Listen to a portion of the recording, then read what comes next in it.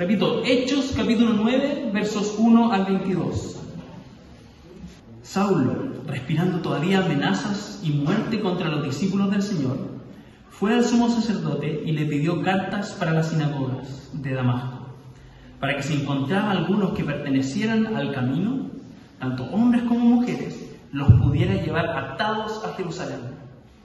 Y mientras viajaba, al acercarse a Damasco, de repente resplandeció a su alrededor una luz del cielo. Al caer a tierra, oyó una voz que le decía: Saulo, Saulo, ¿por qué me persigues?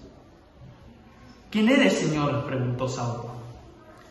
El Señor respondió: Yo soy Jesús, a quien tú persigues. Levántate, entra en la ciudad y se te dirá lo que debes hacer. Los hombres que iban con él se detuvieron atónitos oyendo la voz, pero sin ver a nadie. Saulo se levantó del suelo y aunque sus ojos estaban abiertos, no veía nada. Y llevándolo por la mano, lo trajeron a Damasco. Estuvo 3 días sin ver y no comió ni bebió. Había en Damasco cierto discípulo llamado Ananías, y el Señor le dijo en una visión: Ananías. Aquí estoy, Señor, contestó él. El Señor le dijo: levántate y ve a la calle que se llama Derecha, y pregunta en la casa de Judas por un hombre de Tarso llamado Saulo, porque él está orando y ha visto en una visión a un hombre llamado Ananías, que entra y pone las manos sobre él para que recobre la vista. Pero Ananías respondió: Señor, he oído de muchos acerca de este hombre, cuánto mal ha hecho a tus santos en Jerusalén, y aquí tiene autoridad de los principales sacerdotes para prender a todos los que invocan tu nombre. Pero el Señor le dijo: ve, porque él es mi instrumento escogido para llevar mi nombre en presencia de los gentiles, de los reyes y de los israelitas, porque yo le mostraré cuánto debe padecer por mi nombre. Además, Ananías fue y entró en la casa, y después de poner las manos sobre él, dijo: Hermano Saulo, el Señor Jesús se te apareció en el camino por donde venías. Me ha enviado para que recobres la vista y seas lleno del Espíritu Santo. Y al instante cayeron de sus ojos como unas escamas, y recobró la vista. Y se levantó y fue bautizado. Tomó alimentos y cobró fuerzas. Y por varios días estuvo con los discípulos que estaban en Damasco. Enseguida se puso a predicar de Jesús en la sinagoga, diciendo: Él es el Hijo de Dios. Y todos los que lo escuchaban estaban asombrados y decían: ¿no es este el que en Jerusalén destruía a los que invocaban este nombre, y el que había venido aquí con el propósito de llevarlos atados ante los principales sacerdotes? Pero Saulo seguía fortaleciéndose y confundiendo a los judíos que habitaban en Damasco, demostrando que este Jesús es el Cristo. Hermanos, esta es palabra de Dios. Dejo con ustedes entonces a Ignacio Moya. Gracias, Ana, gracias por la oportunidad. Estoy muy feliz de compartir con esta congregación. Creo que fui el primer presbiteriano que egresó del seminario SEC. Y sí, es un orgullo para mí eso. Y bueno, vamos a hablar sobre este pasaje que está acá en el capítulo 9 del libro de Hechos. Y esto es parte de una serie de sermones que he estado predicando en nuestra plantación en el barrio Italia. Y nuestra serie se llama Poder en Movimiento, porque creo que es un buen resumen de qué trata el libro de Hechos. Trata acerca de poder, un poder que te mueve, ¿no? El cristianismo no es estático, el cristianismo es para más. Te mueve interiormente, te hace vigoroso, te hace traccionar hacia adelante. El cristianismo no es una cosa lánguida, dormida, es algo que trae cambio, luz espiritual muy profundo. Y vamos a ver este texto que yo le he puesto por título: Convertido por una luz. Convertido por una luz. Tú ves el texto y lo que ves es que Pablo es un asesino de cristianos, ¿no? Que la benzina de su vida, el petróleo que lo mueve por dentro es matar, asesinar. Es un hombre lleno de amenazas, está lleno de sí mismo, lleno de sus propias palabras, ¿no? Lleno de la vida espiritual que no viene de Cristo. Y entonces queda por resultado de eso que se vuelve un asesino, ¿no? Y es algo muy sencillo de comprender. ¿Por qué él era así? ¿Por qué era tan malvado? Es que siempre que tú piensas que la forma de llegar al cielo, de llegar a la salvación es por ser una buena persona, por hacer buenas obras, en algún punto va a desembocar en esto, ¿no? Va a desembocar en que vas a creer que hay un cierto tipo de personas que no es tan bueno como tú y que por tanto merece tu desprecio, o merece la muerte física o real o tu odio. Y eso le pasaba a Pablo, ¿no? Era un hombre que no estaba iluminado espiritualmente, tenía mucho conocimiento de teología, sabía muchas cosas, ¿no? Mucha información dura de calidad, ¿no? Pero no tenía el Espíritu Santo ni a Jesucristo, el amor de la vida, ¿no? Y vamos a ver tres cosas acerca de este pasaje. Vamos a ver que Pablo fue convertido por una luz y vamos a ver qué es esta luz. Vamos a ver qué es la voz que le habló, quién es esa voz y por último, para qué son esa luz y esa voz. Entonces, ¿qué es esta luz? ¿O quién es esta luz? ¿Qué es la voz? ¿O quién es la voz? ¿Y para qué son esa luz y esa voz? Mira, el versículo 3 dice así, que le rodeó un resplandor de una luz del cielo y cayendo a tierra le dijo, Saulo, Saulo, ¿por qué me persigues? Yo soy Jesús, a quien tú persigues. Y mira el lenguaje que usa el texto, ¿no?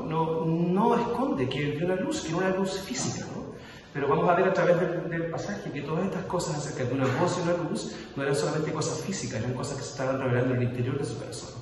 Porque ni una persona puede convertirse a Cristo a no ser que reciba una iluminación espiritual. Tiene que haber una luz dentro de tu corazón que aclare la oscuridad dentro de ti, ¿no? Nunca vas a poder por ti mismo aclararte. Nadie se aclara a sí mismo, nadie sufre un proceso como de autodisciplina, de auto llenarse de Dios, ¿no? De corregirse interiormente, nunca. Siempre tiene que ser una luz, como en este caso, que viene de afuera, nunca viene de ti. Yo sé que casi todas las escuelas modernas, como de consejería y psicología, están diciendo que hay una luz dentro de ti, ¿no? Que tienes que buscarla y que si tu vida está media perdida o media oscura es que no has visto lo que hay dentro tuyo, pero la Biblia dice que no es eso. La Biblia dice que funciona de otra manera. Dice que es una luz exterior, que no viene de ti. Esa te va a aclarar. Y siempre es la luz de Jesucristo, del Espíritu Santo y de la palabra de Dios. Ahora, piensa en esto. Pablo era un hombre racional, era un hombre duro, era un hombre de profundos conocimientos acerca del Antiguo Testamento. Y de repente entonces va un día en el camino a Damasco y ve una luz y una voz que le habla. Y tú te preguntas, ¿cómo es posible que él crea en esto, ¿no?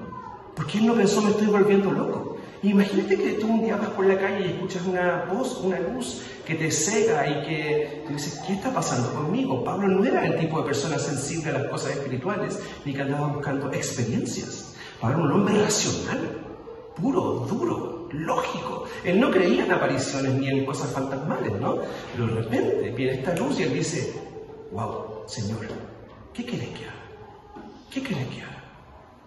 Por supuesto, esta es una de las enseñanzas claves de las reformas, siguiendo la introducción que hizo Cristo, ¿no? Acerca de que la reforma, o que la conversión tiene que ser una obra sobrenatural de Cristo y de Dios. Nunca es una obra natural, solo racional, mediante la cual tú te conviertes a ti mismo.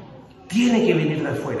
Y mira, y volvamos al punto entonces, ¿por qué Pablo creyó en esta luz y en esta voz que le dijo, soy Jesús, a quien tú persigues? ¿Por qué no pensó, es mi propia mente que me lo está diciendo? Quizás es un ángel del demonio que me lo está diciendo, porque él pensaba que Jesús no era un hombre de Dios.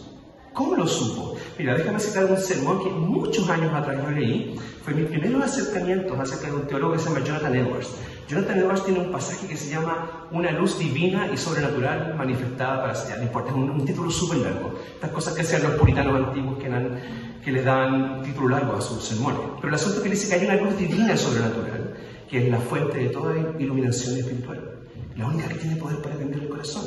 Edwards cita en su pasaje, en su sermón, Mateo 16, 15 al 17, cuando Jesús pregunta a los discípulos, ¿quién dicen los hombres que yo soy? ¿Quién dicen los hombres que yo soy? Y todos sabemos que Pedro dijo, o si has escuchado este pasaje, Pedro dijo, tú eres el Cristo, el Hijo del Dios viviente. Y Jesús le respondió, bienaventurado eres Simón, hijo de Jonás, porque no te lo reveló sangre ni carne, sino mi Padre que está en los cielos. Y mira, Edward dice, ¿cómo Pedro tuvo acceso a esta información? ¿Cómo Pedro pudo saber? ¿Cómo pudo unir todas las palabras de Jesús y creerlas? Y que fueran razonables para él. Dijo, tuvo que ser a través de una luz divina y sobrenatural que se manifestó a su corazón.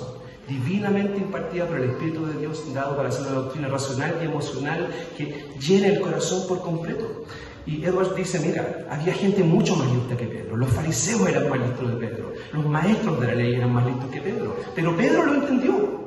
¿Cómo lo entiendes? Otra vez lo mismo, es por una luz divina y sobrenatural. Y en este caso, Pablo vio una luz que se veía con los ojos, pero en un sentido este pasaje tiene unos niveles, ¿no?, que hay que descubrir. Y es que esa misma luz que él estaba viendo con los ojos estaba siendo impartida a su corazón. Y es la fuente de su cambio. No hay otra fuente de cambio. Entonces, se han pensado, muchas veces los cristianos están pensando, necesito cambiar, necesito mejorar, necesito crecer en Cristo. Y estamos pensando que va a venir a través del esfuerzo personal. Pensamos que va a venir por una disciplina que vamos a tomar y que va a cambiarnos. Y por supuesto, no estoy diciendo que no tengas disciplina, pero la disciplina en la Biblia no es la fuente del cambio. La disciplina en la Biblia, la fuente del cambio en la Biblia es la búsqueda de la luz divina y sobrenatural del Espíritu Santo. Es el tiempo que pasas siendo sensible a la voz de Dios, que la voz de Dios venga a tu corazón, la luz de Dios, y inunde todo dentro de ti. Y eso fue lo que le pasó a Pablo, porque mira, si tú pensabas, los fariseos tenían mucho más posibilidades de entender el mensaje racional de Cristo. Cuando tú sigues los evangelios te vas a dar cuenta que Jesús tuvo encuentros con fariseos, por ejemplo, en Juan 3, Jesús y Nicodemo, con un hombre con un maestro de la ley, ¿no? Y ese hombre, claro que entendía todo el discurso racional de Jesús y lógico. Cualquier persona en realidad puede entender el discurso racional del Evangelio. Cualquiera puede. Cualquier persona podría volverse racionalmente, lógicamente, mentalmente un buen exegeta, entender la Biblia. Pero no cualquiera persona puede venir y decir, Señor, ¿qué quieres que haga? Eso es una obra sobrenatural del Espíritu de Dios. La doctrina bíblica puede anidarse en tu corazón y en tu mente y habitarte, pero no cambiarte. Trabajar como un acuerdo racional dentro de ti, pero no como una luz que viene para mover tu vida. Piensa, ¿por qué hay tantos cristianos que están empantanados en siempre las mismas repeticiones y los mismos pecados?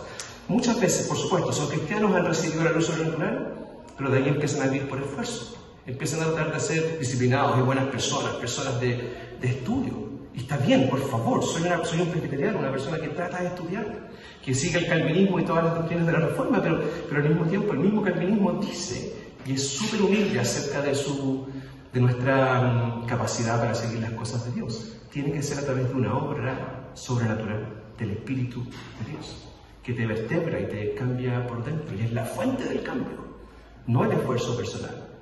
Porque no es que venimos a Cristo por una luz sobrenatural y después entonces nos esforzamos personalmente para seguir cambiando. Tiene que seguir siendo la obra del Espíritu. Cuando ves el libro de Hechos, ¿de qué trata el libro de Hechos? Trata de múltiples efusiones del Espíritu Santo que está viniendo sobre la iglesia, ¡pum!, trayendo la bomba, trayendo el poder, trayendo el cambio. Y la gente, cada vez que el Espíritu Santo es derramado en Hechos, ¿qué es lo que pasa? La gente se vuelve lleno del amor de Cristo, lleno de las palabras de Cristo, lleno de... a tal punto, rebosando a las cosas de Cristo, dice que no pueden dejar de hablar y dar testimonio de Cristo. Y eso fue lo que le pasó a Pablo. Vamos a ver al final del texto. ¿Cómo termina el texto? Diciendo que Pablo estaba anunciando por todas partes que Jesús es el Cristo. Y no es que Pablo dijo, voy a proponerme a ser un evangelista, voy a equiparme para volverme un hombre listo que habla de Cristo. No, es que se llenó de Cristo, ¿no? Y cuando tú estás lleno de algo, es imposible que no lo guardes. Hay una cosa muy interesante. Estaba leyendo hace unos días atrás un libro de Martin Lloyd-Jones, que un pastor congregacional en Londres del siglo pasado. Él decía que la iglesia primitiva tenía muy resuelto el asunto del evangelismo. Decía, ellos no hacían programas, no decían, voy a entrenarte para que evangelices, lo que a ti te falta es que no has recibido los 5 pasos de la salvación para que lo cuentes a otro y no sé, tú me entiendes. Y él dice, ¿sabes cuál era la diferencia de ellos? Es que ellos estaban llenos del Espíritu Santo. Cuando tú estás lleno del amor rebosante de Jesucristo, es imposible que no lo cuentes.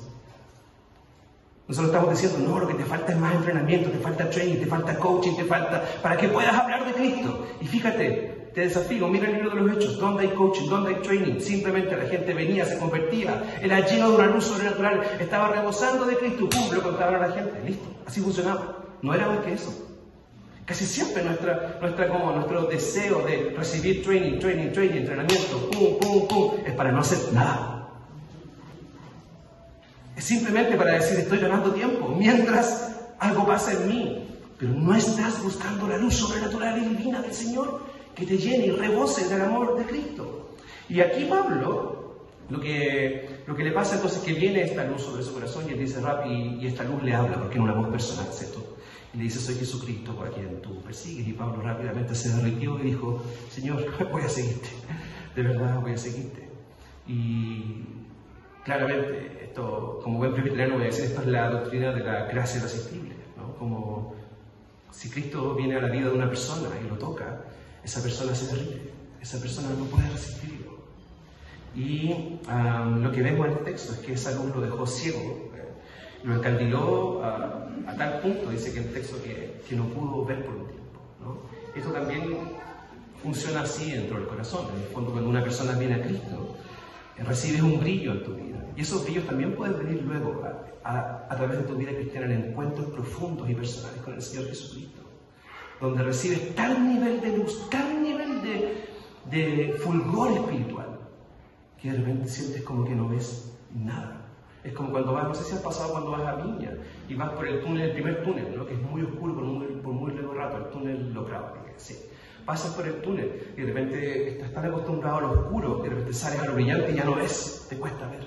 Y eso es lo que está pasando a Pablo en un sentido, está tan acostumbrado a su propia teología, a su vida oscura espiritual, lleno de sus propios pensamientos, de sus ideas. Este hombre era un teólogo, estaba lleno de sí mismo, estaba lleno de sus razonamientos, de sus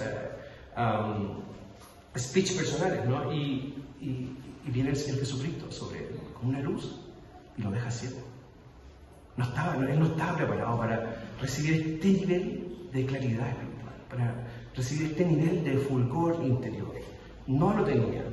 Esto era mucho más grande que cualquier cosa que haya visto antes. Como otro ejemplo sería como cuando en un día como hoy sales afuera, estamos aquí más oscuritos, ¿cierto? Sales afuera, miras el sol cara a cara, pestañeas y te das cuenta que no puedes mirarlo porque te sobrepasa en claridad.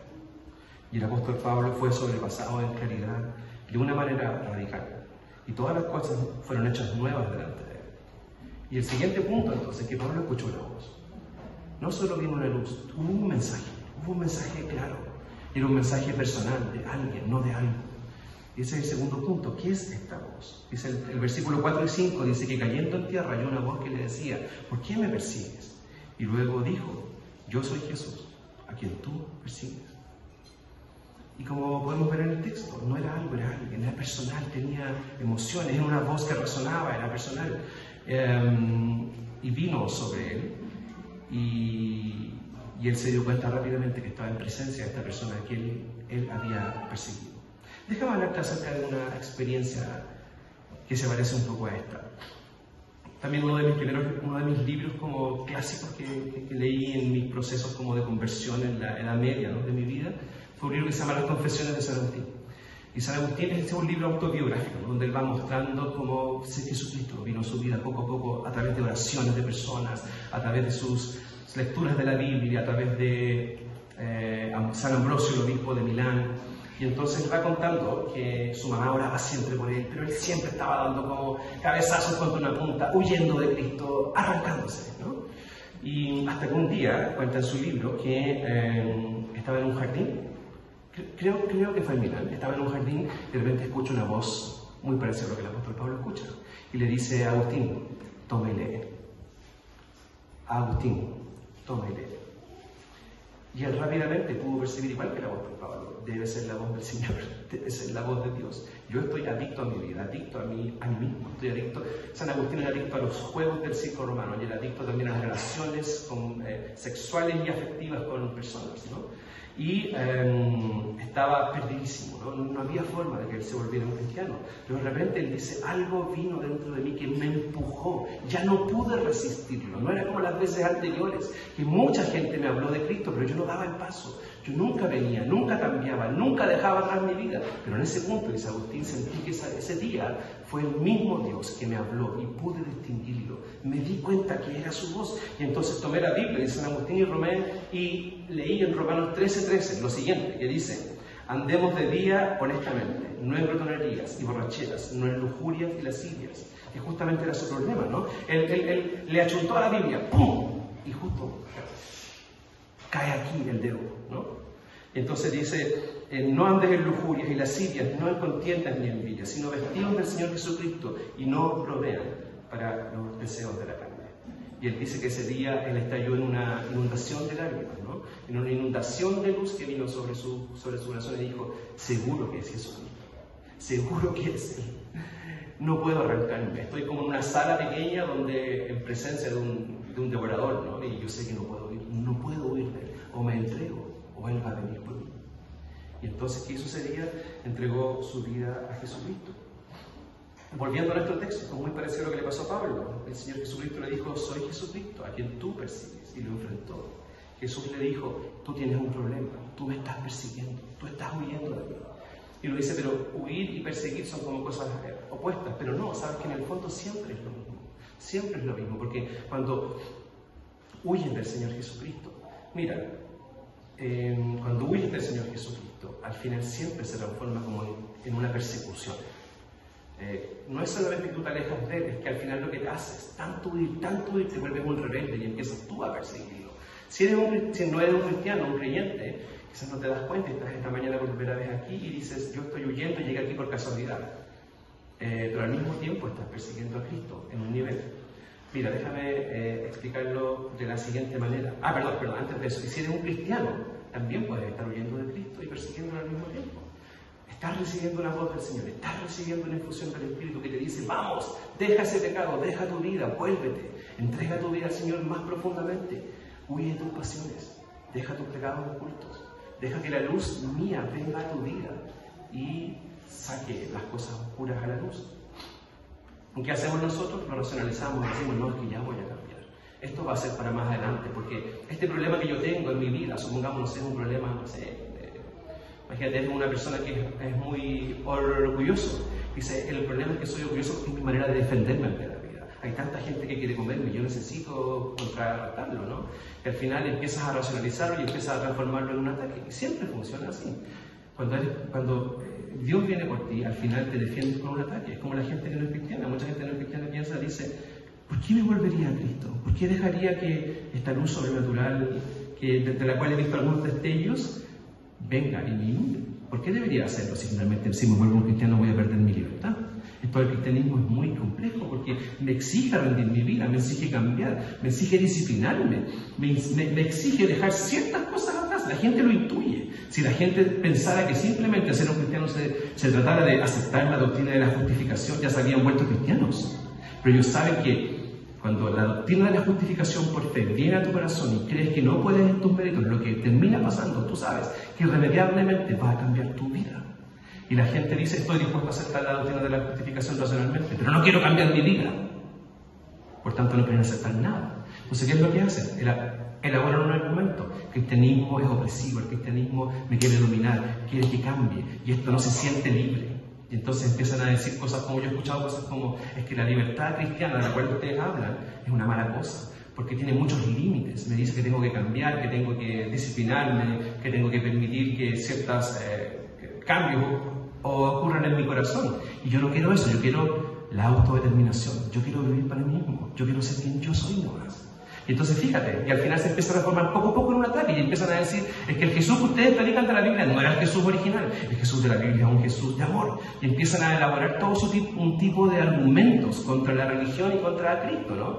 Y empiezan a decir tales cosas, si Jesús quiere que yo entre en su redil y yo entre dentro de sus límites, a mí eso no me parece razonable, porque yo quiero vivir para mí mismo.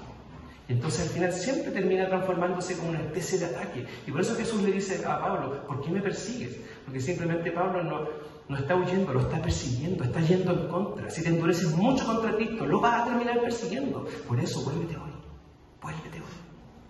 Sea que seas un cristiano y Cristo quiere ir a un siguiente nivel contigo en la Biblia y quiere cambiarte y quiere traer una llenura nueva de su Espíritu Santo. Tú dices, lo voy a dejar para más adelante, no lo dejes para más adelante, vuélvete hoy. Si no eres un creyente, vuélvete hoy. No esperes mañana. No esperes mañana, puede ser demasiado tarde. Nunca sabes qué debe deparar el mañana. Vuélvete hoy. Vuélvete hoy. Y Jesús le dijo a Pablo entonces, ¿por qué estás viviendo así? ¿Por qué me persigues? Y Pablo entonces se derritió ante el Señor Jesucristo. Y el último punto es este. ¿Cuál es el propósito de la luz y de la voz que asaltó a Pablo y que asalta a toda persona que conoce a Cristo? La primera cosa es para ver. Y la segunda para anunciar. Para ver, para que realmente puedas ver. Porque la Biblia dice que sin la iluminación espiritual del Espíritu Santo, estamos ciegos. Estamos realmente ciegos. Pero uno piensa que ve. ¿Quién no piensa que ve? Todas las personas creen que ven. Todas las personas creen que son listas, que pueden discernir las cosas espirituales. En realidad, aunque tengas el Espíritu Santo y seas un creyente, aún así piensas que ves más de lo que ves. Yo siempre creo que veo más de lo que veo. Y siempre creo que mis luces, por así decirlo, espirituales son luces altas, que ven a lo lejos del camino, y que los demás ven poco. Pero no es así. Tú ves poco. En general todos vemos poco, a no ser que el Espíritu Santo te ilumine el camino. Mira, cuando yo estaba en el colegio, escuché, no sé si has escuchado esto. Yo no leí este libro, por si acaso, no soy un tipo de leído en filosofía ni nada, pero cuando estaba en el colegio, mi profesor me explicó esto, no sé si has escuchado, la alegoría de la caverna de Platón. Tiene mucho que ver con esto. Porque mi profesor me explicó que esta alegoría trata de que la humanidad es como una especie de grupo de hombres que están encadenados dentro de una caverna, y entonces afuera de la caverna está la luz y está la vida, pero estos hombres que representan a la humanidad están en lo profundo de la caverna. Y en el medio de la caverna hay una fogata, ¿no?, que en el fondo les lleva luz a estas personas. Esta gente está totalmente lejos de la luz. Entonces, y entre la luz, entre la fogata y los hombres que están encadenados, entonces empiezan a pasar personas con vasijas, con cántaros y con objetos. Y estos hombres que están encadenados, que no tienen acceso a la vida verdadera, que es afuera, que es la luz, empiezan a ver sombras de las personas que pasan. Y entonces empiezan a imaginarse cómo debería ser la vida, pero solamente ven sombras de la vida, no ven la vida, porque no pueden verla. Y Platón dice, así es la humanidad. La humanidad solo ve sombras de la verdad. De sombras de la luz. Él pensaba que la luz era un tipo de conocimiento racional acerca de la verdad. Nosotros creemos que la luz es Jesucristo. Ahora, el asunto es que ahí está, la Biblia también usa un lenguaje muy parecido, pero por supuesto que no es simplemente una descripción de cómo operan las cosas, es la verdad. Y es que ahí está la vida. Si no tienes a Cristo, estás dentro de una cueva. Y afuera está la vida, y afuera está la luz verdadera. Y a veces ves algunas cosas, ¿no? A veces ves algunas cosas. Hay una pequeña fogata encendida que te permite ver algunas verdades de la vida, pero nunca ves la vida. Y por eso la Biblia dice, lo que tú necesitas no es una iluminación parcial para que cambies ciertas cosas y te alinees por dentro. Lo que tú necesitas es nacer de nuevo. Nacer de nuevo. Y mira cómo opera este lenguaje. Mira cómo opera este lenguaje de nacer de nuevo. Simula la idea de que una persona tiene que creer que tiene que entrar en el vientre de su madre, donde está otra vez un lugar oscuro, donde tiene acceso a las cosas de afuera simplemente porque escucha la voz del papá, porque escucha la voz de la mamá, porque se imagina cómo debe ser la vida, pero nunca va a ver la vida hasta que nazca. ¿Me sigues? Y así es una persona que no tiene a Cristo. ¿Cuál es su acceso a la vida? Voces, formas, como la caverna de la gotita de la mamá, hasta que nace. Y una persona lo que necesita es nacer de nuevo y ver realmente la vida.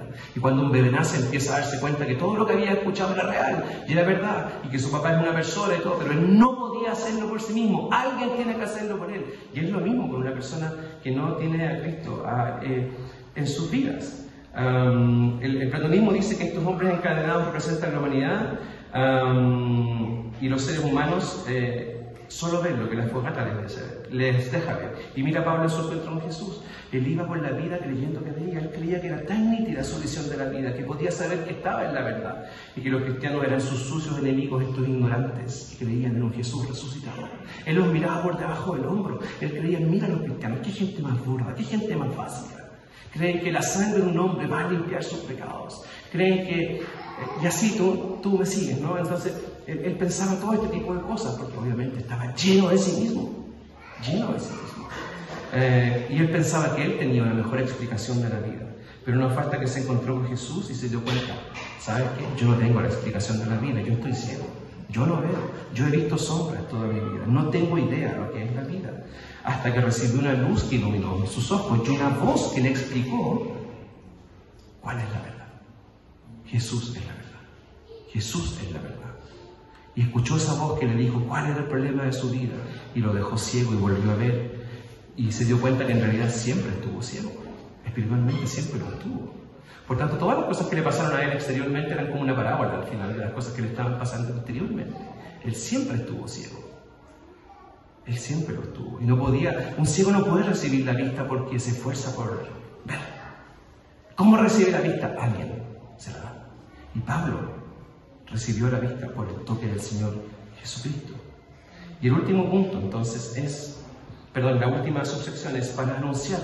¿Para qué es la luz y la voz? Mira, voy a terminar con esto. Siempre es para anunciar. El Evangelio no es algo teórico. No es algo que tú aprendes un sistema de doctrina, se vuelve un acuerdo mental dentro de ti, vienes a la iglesia, entonces después de 2, 3, 5 años en el Evangelio, ¿qué pasa contigo? Te vuelves una persona que se acostumbra a la iglesia. Y después de la iglesia es como una especie de repetición sana, muy buena. Por favor, quiero poner énfasis en esto. Si no tienes ganas de venir a la iglesia, ven. Si no tienes ganas de orar, ora. Si no tienes ganas de leer la Biblia, léelo. Pero al final todas esas cosas pueden transformarse en una repetición que tú aprendes por el uso, porque te acostumbraste. Pero realmente nunca, no vivimos en el poder de la luz sobrenatural y de la voz sobrenatural, que es Jesucristo y el Espíritu Santo. Y en el libro de Hechos vas a ver siempre lo siguiente, que cuando una persona se convierte, enseguida se transforma en un testigo. Ellos no pensaban, los pastores son testigos, los presbíteros son testigos, los diáconos son testigos. Nosotros damos plata para misiones, para que otros hagan el trabajo. Simplemente ellos pensaban, listo, he recibido algo de Cristo, lo tengo, me cambió, me iluminó, me sacó de la oscuridad, yo lo voy a contar. No esperaban a que viniera un proceso largo de entrenamiento para al final, algún día le voy a contar esto a alguien. Siempre lo contaban en el principio, siempre. Era como tú nacías a la vida espiritual y te tiraban en la piscina enseguida, no había opciones. Eso fue exactamente lo que le pasó a Pablo. En el versículo 20 dice que y enseguida predicaba a Cristo en las sinagogas diciendo que era el Hijo de Dios. Y en el libro de Hechos vemos esto: nadie se convierte solo para convertirse, la gente se convierte para contar que se convirtió. Piensa, ¿cuándo fue la última vez que le hablaste a alguien de Cristo? ¿Cuándo fue la última vez que tomaste a alguien y le dijiste, te voy a invitar a mi casa para pasar tiempo contigo? Tomar un tecito, un café o lo que sea, una comida, y presentarte quién es Jesús o cuál es mi fe. ¿Qué es lo que creo? ¿Quién fue el que vino a mi vida un día cuando yo era ciego y me convirtió y me dio una visión espiritual? ¿Cuándo fue la última vez que lo hiciste? Piénsalo. ¿Cuándo fue la última vez que tomaste a alguien en la iglesia que estaba nuevo en la iglesia y dijiste, oye, te invito a mi casa para discipularte, para que leamos un libro, para que hablemos sobre el Evangelio, para que me cuentes tus luchas? ¿Cuándo fue la última vez? Mira, la iglesia primitiva no ocurría el ministerio por la predicación o el trabajo exclusivamente de pastores profesionales. La gente lo hacía porque era la clara demostración que había sido iluminado por el Señor, que había sido lleno, que el amor de Cristo había rebosado en tu vida. Y ya no había forma de escaparse. Solamente la única manera de seguir adelante era contarlo a otros. Y entonces la gente venía y decía, yo también quiero tener esa luz, por favor dime cómo se hace. Vamos a orar. Señor, te damos gracias por tu palabra. Te damos gracias, Señor, por cómo ella describe las cosas espirituales en términos tan contrarios al mundo. El mundo nos dice que el cambio va a venir por un proceso psicológico o de disciplina, o por un proceso, Señor, donde nos vamos a descubrir a nosotros mismos. Pero tu palabra dice que viene a través de una obra sobrenatural y que es a través del Evangelio, que es un mensaje, Señor, que es locura para los que se quedan. Y te pedimos, Señor, que este mensaje sea nuestro mensaje, que sea el mensaje que contemos a otros, el mensaje del que hablemos todos los días, que podamos decir a nuestro propio corazón que esta historia es grata, que es tan fácil contarla, que es tan fácil comunicarla, porque vino a nosotros y fue evidente que hubo un día en que nos cambió. Ayúdanos a contar de esta luz, de esta voz y del proceso, Señor, grande y poderoso que hay en volverse a Cristo. Lo pedimos en nombre de Jesús.